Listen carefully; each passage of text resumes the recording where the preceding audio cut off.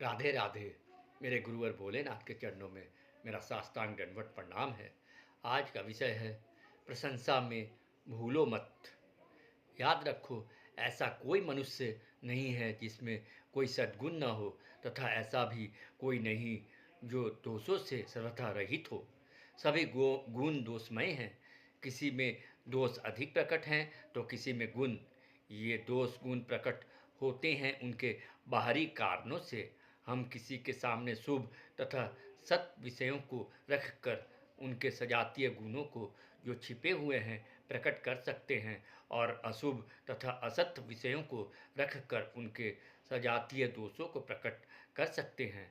गुण प्रकट होने पर उन्हीं के अनुसार क्रिया होती है जिससे उसका तथा उसके संपर्क में आने वाले सभी का न्यूनाधिक हित होता है और सुख मिलता है। दोष प्रकट होने पर भी उन्हीं के अनुसार क्रिया होकर उसका तथा जगत के लोगों का अहित होता है और उन्हें दुख मिलता है। अतएव ऐसी कोई चेष्टा मत करो जिससे किसी के अंदर छिपी हुई बुराई प्रकट हो और वह बुरा बन जाए। अपने सदाचरणों के द्वारा मनुष्य के अंदर सोए हुए सद्गुणों को जगाओ। बुरा आचरण करके दोषों दुर्गुणों को मत जगाओ।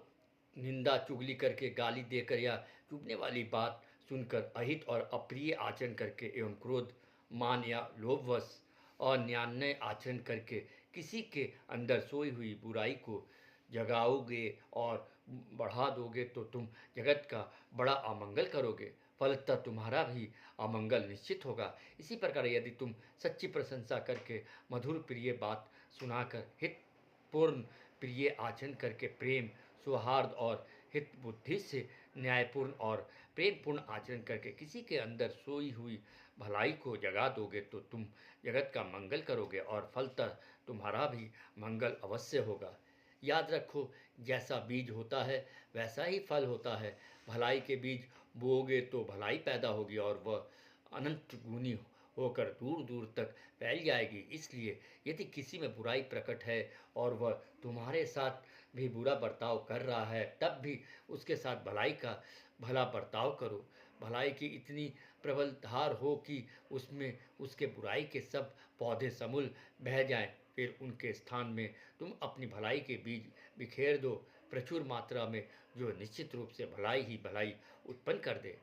याद रखो, यदि लोग बुराई के बदले बुराई करना छोड़ दे तो बुराई की परंपरा कुछ ही समय में नष्ट हो जाएगी और फिर सभी में सब और भलाई ही भलाई भर जाएगी, क्योंकि बुराई से बुराई और भलाई से भलाई उत्पन्न होती है। इसलिए बुराई करने वाले के साथ जी भरकर भलाई करो। निंदा करने वाले में भी गुणों को खोजकर उनकी तारीफ करो। गाली देने वालों को आशीर्वाद दो। मारने वालों के लिए भगवान से प्रार्थना करो और अपने मन को सदा ही सद्भावना से भरा रखो, जिसमें वह किसी की बुराई के बदले में बुराई करने की कल्पना भी न कर सके। याद रखो, जो लोग तुम्हारी निंदा करते हैं वे चाहे किसी कारण से करते हों, तुम्हारा भला ही करते हैं, और उनकी की हुई निंदा में से अधिकांश सत्य होती है तथा प्रशंसा करने वालों की प्रशंसा में अधिकांश झूठी होती है।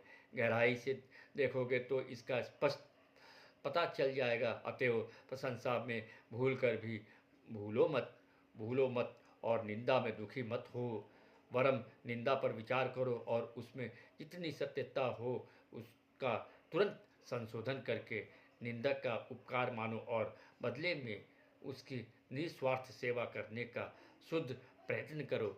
जय श्री राधे श्याम।